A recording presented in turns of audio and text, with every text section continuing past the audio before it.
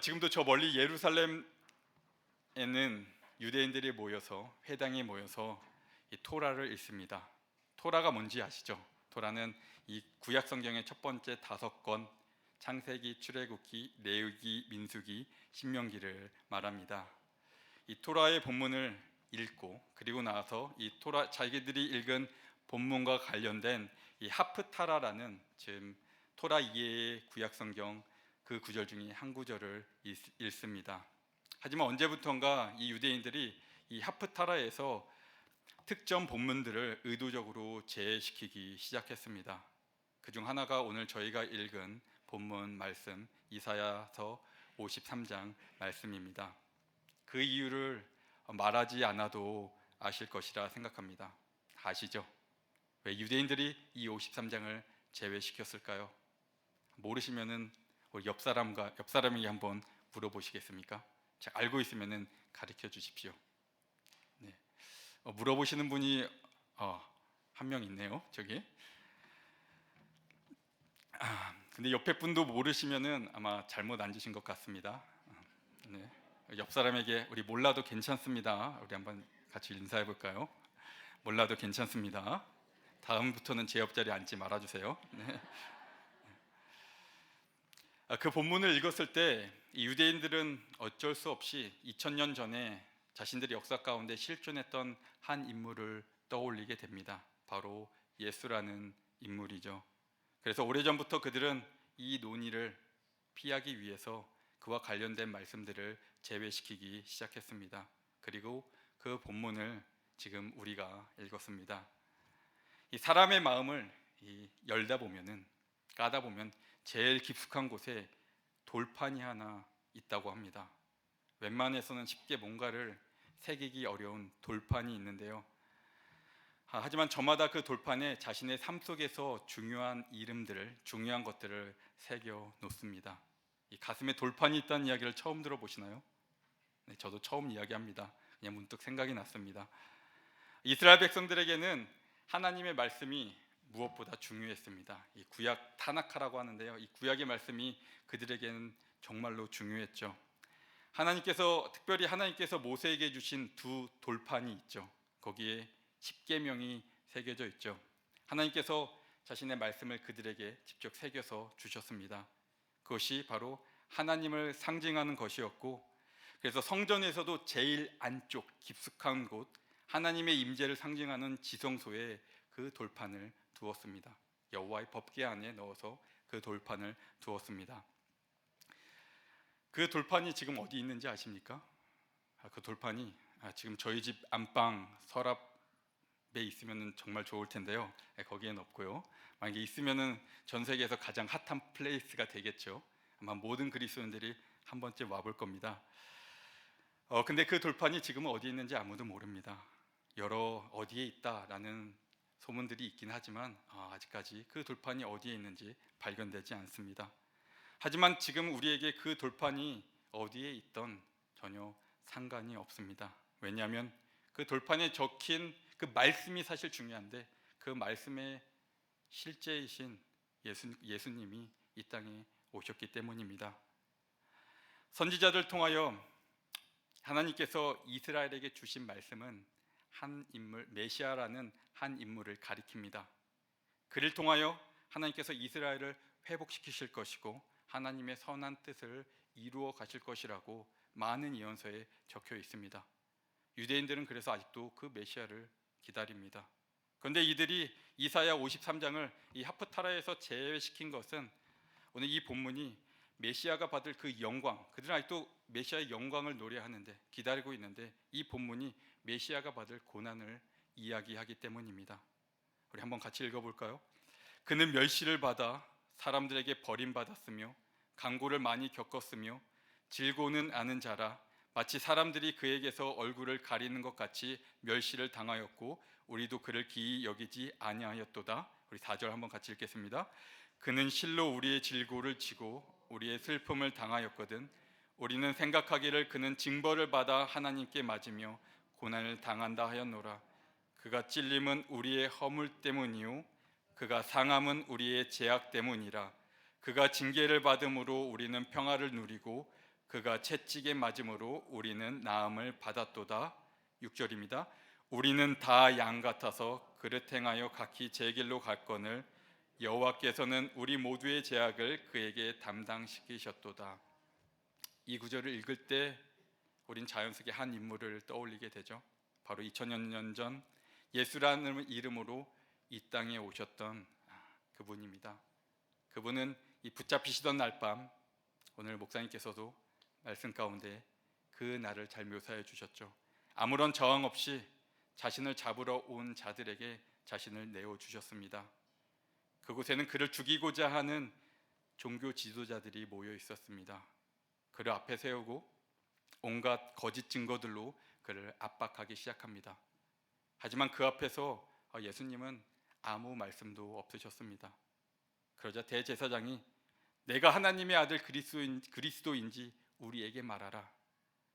그제서야 예수님께서 이렇게 말씀하십니다. 내가 말하였느니라. 그러나 내가 너희에게 이르노니 이후에 인자가 권능의 우편에 앉아 있는 것과 하늘 구름을 타고 오는 것을 너희가 보리라. 이 말에 그들은 옷을 찢기 시작했고 신성모독이다 하여서 예수님을 죽이고자 합니다.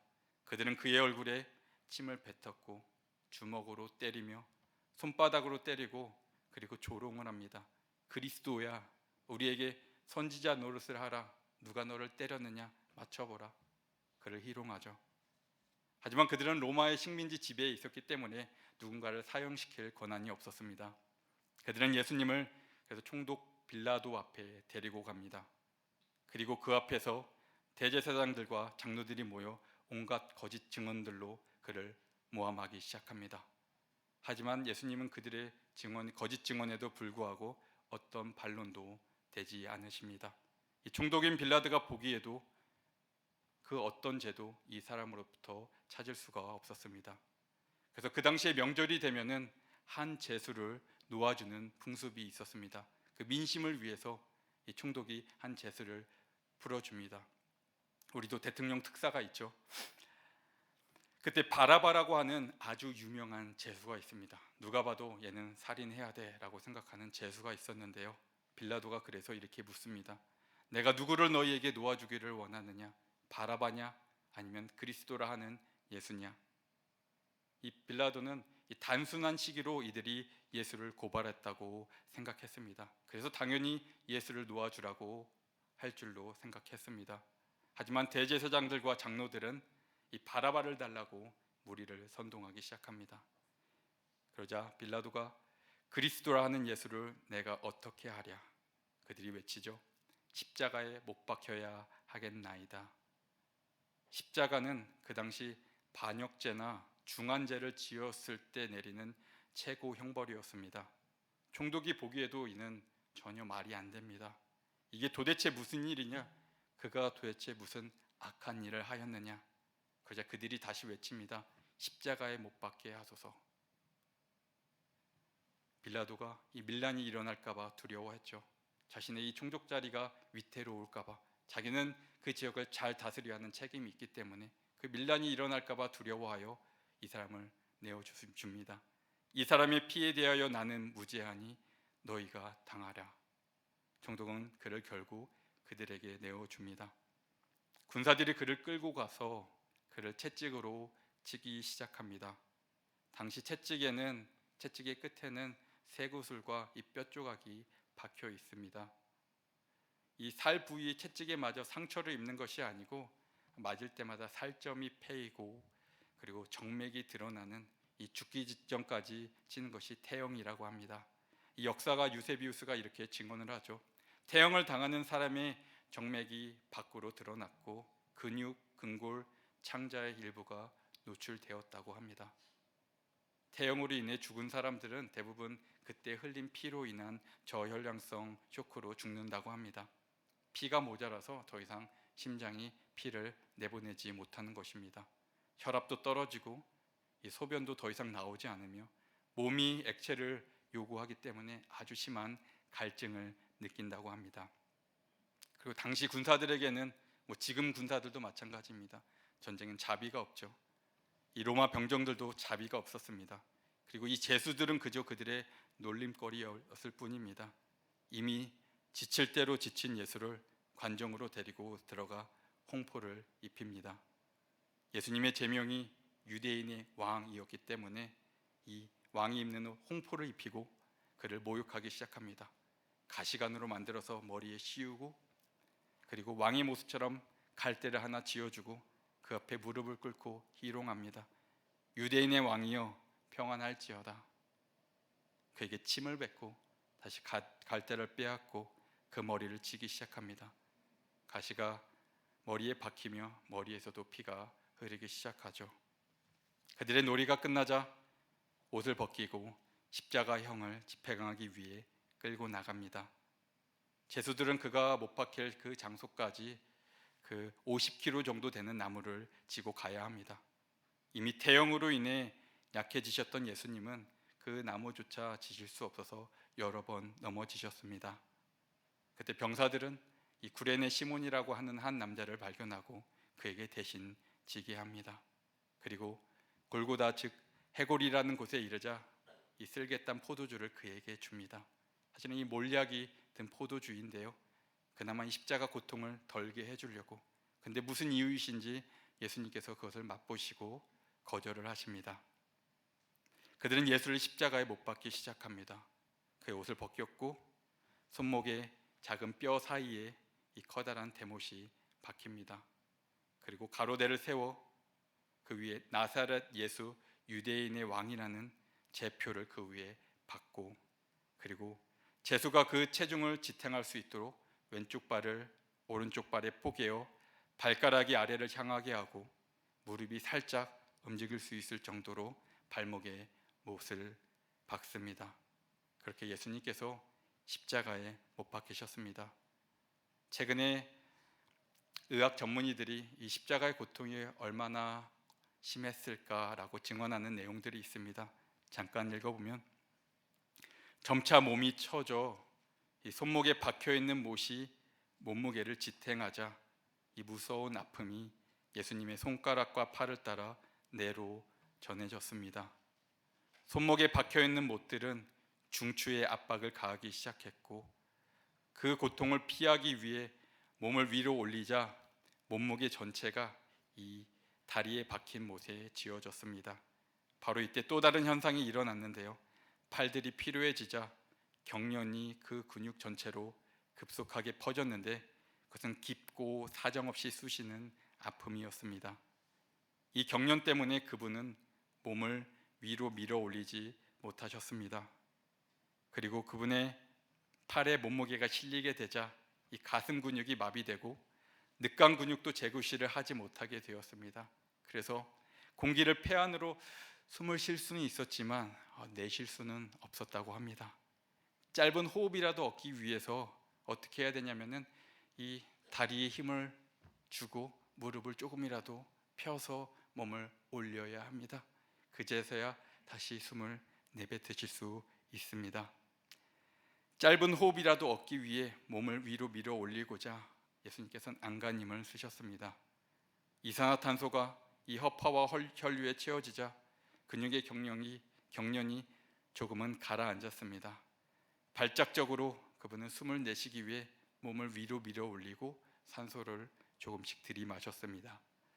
그럴 때마다 못에 박힌 부위에서 오는 고통, 그 고통과 함께 예수님은 숨을 쉴 때마다의 그 질식의 고통을 몇 시간 동안 견디셔야 했습니다. 또 어떤 이는 인간이 겪을 수 있는 고통 중에 이 갈증으로 인한 고통이 가장 심하다고 합니다.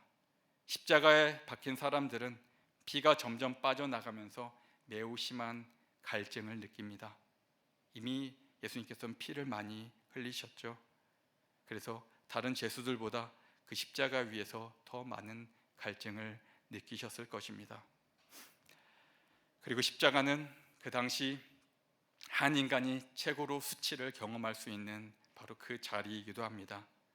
그 앞에 지나가는 사람들이 그를 모욕하기 시작합니다. 성전을 헐고 사흘에 짓는 자여, 내가 만약 하나님의 아들이여든 자기를 구원하고 십자가에서 내려오라. 또 이렇게 기록하죠. 그와 같이 대제사장들도 서기관들과 장로들과 함께 희롱하여 이르되, 그가 남은 구원하였으되 자기는 구원할 수 없었다. 그가 이스라엘의 왕이로다. 지금 십자가에서 내려올지어다. 그리하면 우리가 믿겠노라. 그가 하나님을 신뢰하니 하나님이 원하시면 이제 그를 구원하실지라. 그의 말이 나는 하나님의 아들이라 하였도다. 군인들도 이 희롱에 동참합니다. 내가 만일 유대인의 왕이면 내가 너를 구원하라. 하늘에서 그것을 바라보시고 그 조롱의 말을 들으시는 하나님의 마음은 어떠하셨을까요? 오전 9시경에 십자가에 박히신 예수님은 오후 3시가 돼서야 그 숨을 완전히 멈추셨습니다. 십자가는 이 조롱과 수치와 고통의 형벌이죠. 그렇게 죽을 때까지, 더 이상 숨을 쉬지 못할 때까지 고통을 느끼다 죽는 바로 형벌입니다. 그 다음 날이 안식일이기 때문에 이 대제사장들이 이 시체를 치워달라고 합니다. 유대인의 관습에 안식일에, 명절이죠, 유월절 명절에 시체를 두는 것이 옳지 않기 때문에, 그래서 군사들은 제수들의 무릎을 꺾습니다. 더 이상 몸을 들어 올려 숨을 쉬지 못하도록. 그래서 다른 두 제수의 다리를 꺾었는데 이 예수의 다리도 꺾으려다 보니 예수가 이미 숨을 멎은 것을 확인하고 그 창으로 그 옆구리를 찌릅니다. 옆구리를 찌르자 거기에서 물과 피가 흘러져 내렸다고 성경은 기록하고 있습니다. 그리고 예수님은 당시 부자였던 아리마대 사람 요셉이 빌라도에게 가서 예수님의 시체를 요구하고 동산 안에 있는 새 무덤에 안치되게 됩니다. 우리 7절인데요. 우리 7절 한 번만, 7, 8, 9절 우리 한 목소리 한번 같이 읽어볼까요? 그가 곤욕을 당하여 괴로울 때에도 그의 입을 열지 아니하였으며